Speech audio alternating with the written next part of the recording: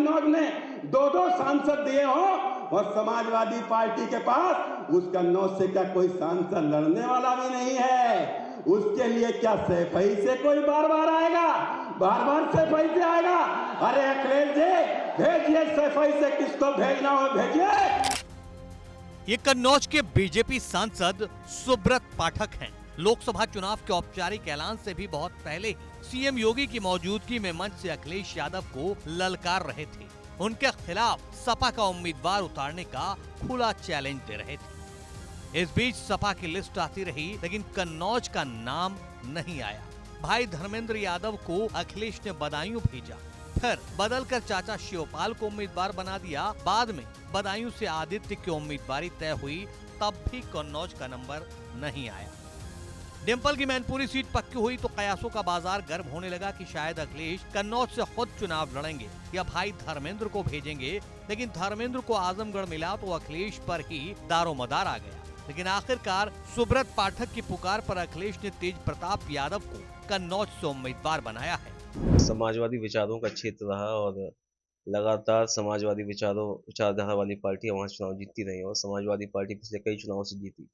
पिछली बार बहुत कम अंतर से हम लोग किसी परिस्थिति के कारण चुनाव हार गए, लेकिन वहाँ की जनता हमेशा समाजवादी पार्टी के साथ में, वहाँ के लोगों का भरपूर स्नेह और आशीर्वाद मिलता रहा। और चूँकि राष्ट्रीय अध्यक्ष जी के लिए एक तरह से उनका घर की तरह उन्होंने हमेशा माना।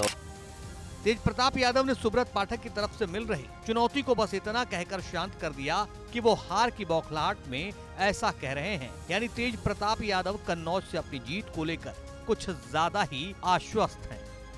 देखिए, वो प्रत्याशी हैं, कुछ भी कह सकते हैं, लेकिन जिस तरह का विरोध भाजपा का सामना करना पड़ रहा है, भाजपा को विरोध का, और इस बात को कन्नौज की जनता और हर वर्ग के लोग वहां जानते हैं कि किस प्रकार का 5 साल का कार्यकाल रहा भाजपा का इस बार, और हार उनके सामने है और हार की बौखलाहट में अनर्गल बयान दे रहे हैं। उस बारे में ज्यादा कुछ कहना नहीं चाहता। तो सवाल ये है कि आखिर सियासी गलियारों में इस बात की चर्चा क्यों है कि कन्नौज में अखिलेश ने लालू के दामाद यानी तेज प्रताप यादव को फंसा दिया है। इसके लिए कन्नौज के सियासी इतिहास और पिछले चुनाव के नतीजों को समझना होगा। कन्नौज लोकसभा सीट साल 1967 में अस्तित्व में आई। अब तक कन्नौज से 11 सांसद बने हैं। इनमें से सिर्फ 2 सांसद ही स्थानीय रहे हैं, बाकी 9 सांसद बाहरी रहे हैं। साल 1977 में जनता पार्टी से सांसद चुने गए राम प्रकाश त्रिपाठी स्थानीय थे और साल 2019 आम चुनाव में जीत हासिल करने वाले बीजेपी उम्मीदवार सुब्रत पाठक कन्नौज के रहने वाले हैं। यही वजह है कि सुब्रत पाठक ने तय एजेंडे के तहत इस बार भी स्थानीय बनाम बाहरी के मुद्दे को हवा दे दी है। यह कन्नौज की जनता ने परिवारवाद को नकार दिया है। अब किसी बड़े बाप का बेटा नेता नहीं बनेगा। कन्नौज की मिट्टी में जन्मा हमारे ही बीच से निकल कर आने वाला ही यहाँ के ऊपर नेता बनेगा। जनता उसको चुनेगी, तय है।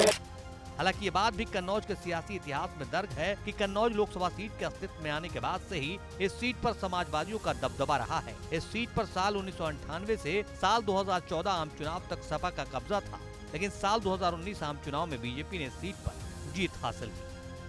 बीजेपी उम्मीदवार सुब्रत पाठक ने सपा मुखिया अखिलेश यादव की पत्नी और समाजवादी नेता डिंपल यादव को हराया था। सुब्रत पाठक को 5,63,087 वोट मिले थे, जबकि डिंपल यादव को 5,50,734 वोट मिले थे। सियासी गलियारों में इस बात की चर्चा है कि सुब्रत पाठक जब डिंपल यादव का रथ रोक सकते हैं तो फिर उनके मुकाबले तेज प्रताप का सियासी कद तो छोटा है, यानी राह आसान नहीं है, सीट संकट में फंसी है। कन्नौज लोकसभा क्षेत्र में करीब 18 लाख वोटर हैं। सबसे ज्यादा मुस्लिम और यादव मतदाता हैं। मुस्लिम वोटर्स की संख्या 2.5 लाख, जबकि यादव वोटर्स की संख्या भी करीब 2.5 लाख है। इसके अलावा 2.5 लाख दलित वोटर हैं, जबकि इस क्षेत्र में 15% ब्राह्मण और 10% राजपूत वोटर हैं।